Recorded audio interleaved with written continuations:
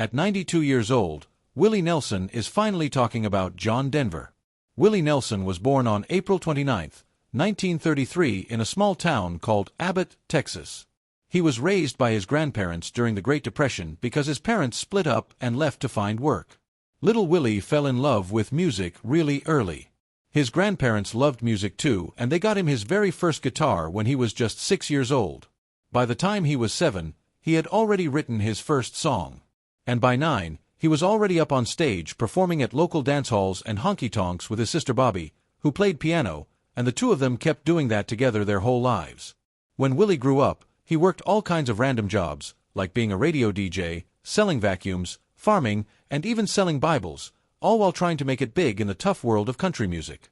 He had a hard time in the 1950s, moving around between cities like Fort Worth, Portland, and Nashville, always chasing his dream. People thought his singing voice was kind of different and didn't quite fit the fancy Nashville sound, but he kept going. His songwriting started opening doors for him. Songs like Crazy, which Patsy Cline made famous, Nightlife, and Funny How Time Slips Away showed everyone how good he was with words, and people started calling him a master songwriter. The 1970s were when Willie Nelson really started becoming a huge star. He got tired of Nashville's strict rules about how music should sound, so he moved back to Texas and helped start something called Outlaw Country, which was all about making music that felt real and personal instead of fancy and polished. His big albums, Shotgun Willie in 1973, Red-Headed Stranger in 1975, and Stardust in 1978, made everyone see him as someone who did things his own way and changed music forever. Red-Headed Stranger had a beautiful song called Blue Eyes Crying in the Rain, and it showed the whole world that honest, real music could still sell millions of records and touch people's hearts for years and years. And it wasn't just his music that people loved. Willie Nelson had a really cool look too.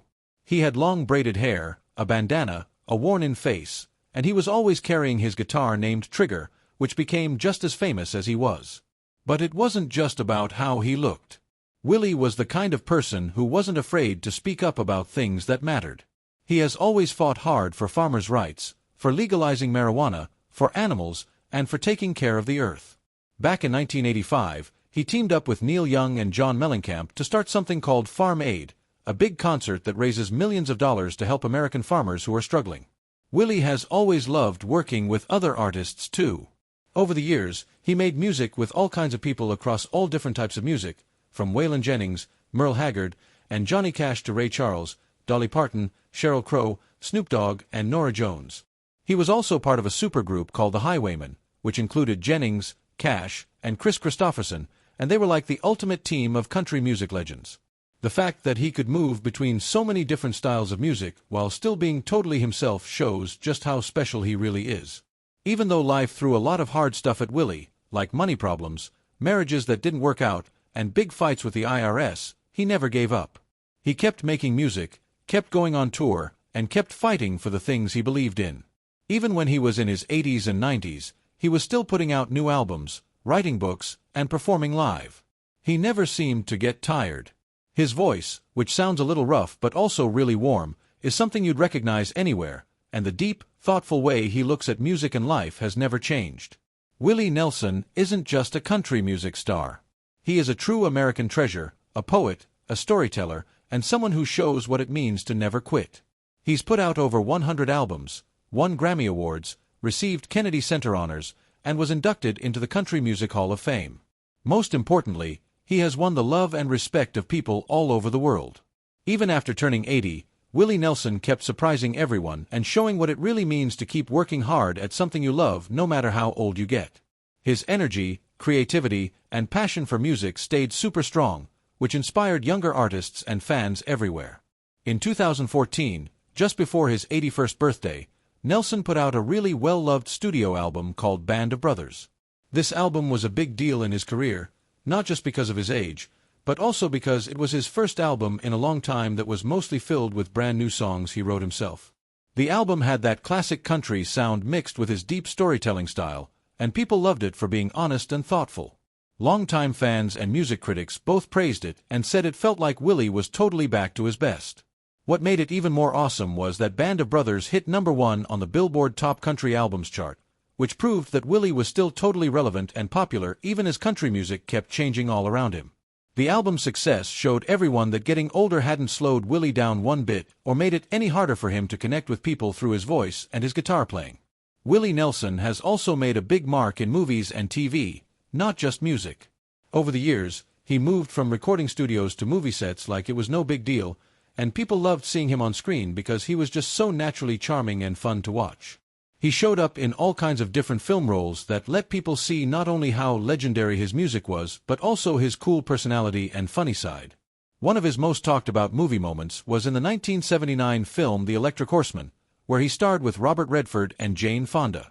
Willie played a supporting character who was both funny and heartfelt, and he also helped with the music for the film, mixing his love of movies and music all in one.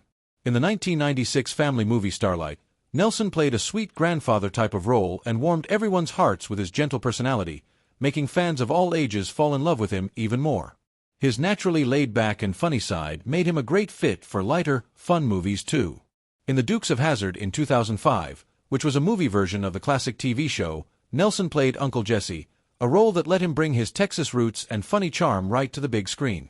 He also showed up in Blonde Ambition in 2007, a romantic comedy with Jessica Simpson, where his character added a real Southern feel to the whole story.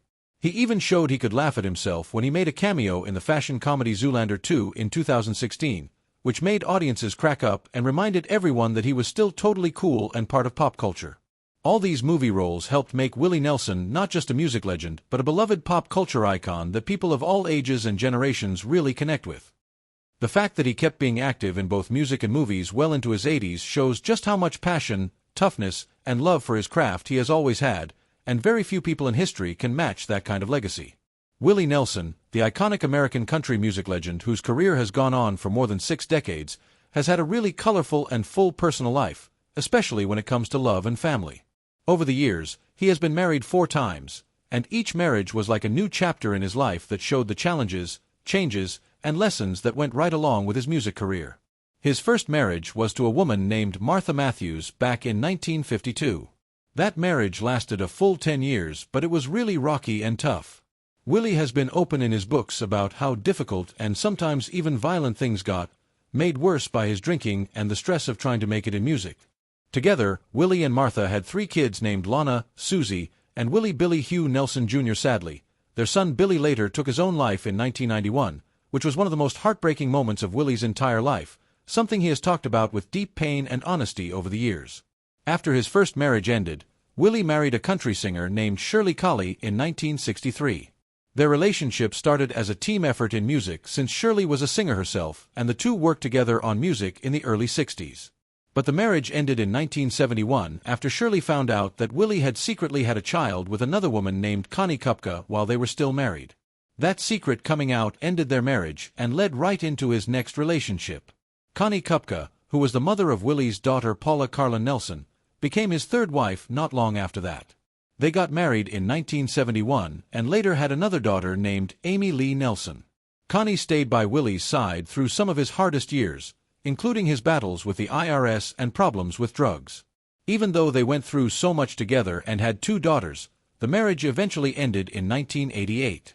That same year, Willie Nelson married a woman named Annie D'Angelo, a makeup artist he had met while filming the 1986 movie Stagecoach, which also starred Chris Christopherson and Johnny Cash. Annie brought a sense of calm and balance to Willie's often crazy life. People who know them say she is like his anchor, helping him live healthier, including drinking less alcohol and eating less meat. Together they have 2 sons. One is Lucas Autry Nelson, who followed his dad into music and became well known as the frontman of Lucas Nelson and Promise of the Real. The other is Micah Nelson, who is also a musician and artist known for doing really unique and experimental stuff. Willie and Annie have stayed together for more than 30 years, making it his longest marriage ever and showing a deep and lasting love that has only grown stronger as time went on.